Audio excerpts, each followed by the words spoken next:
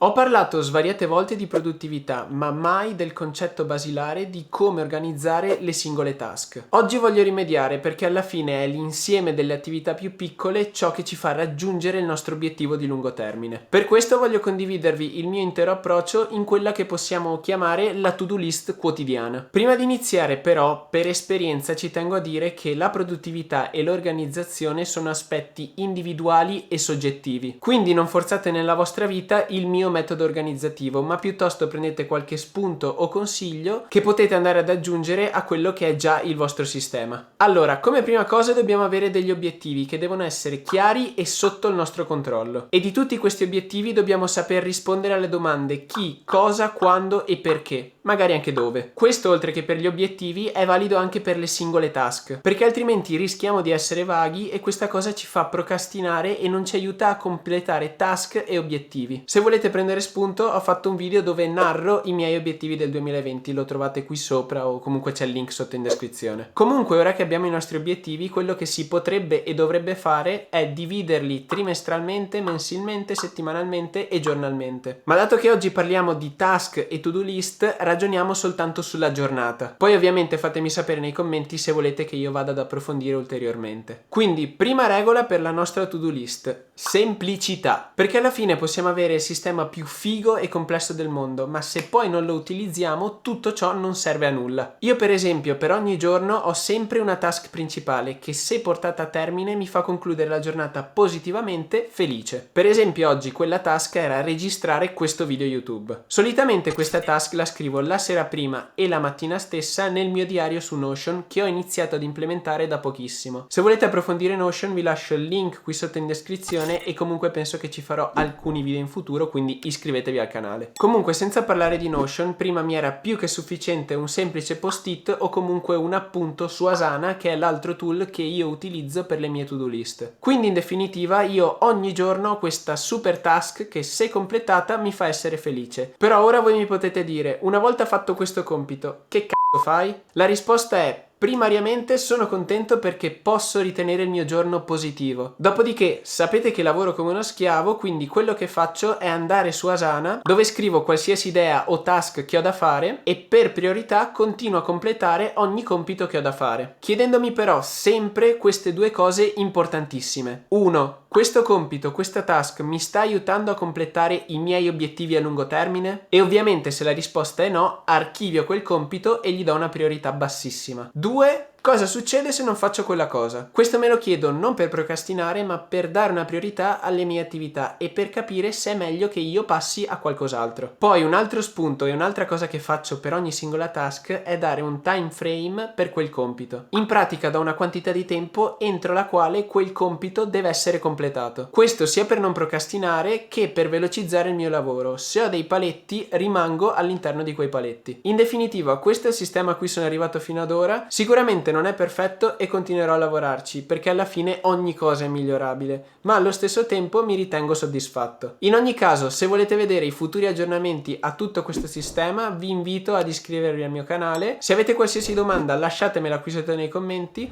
lasciate un mi piace se il video è stato utile ed interessante e noi ci vediamo alla prossima avventura. Ciao a tutti ragazzi!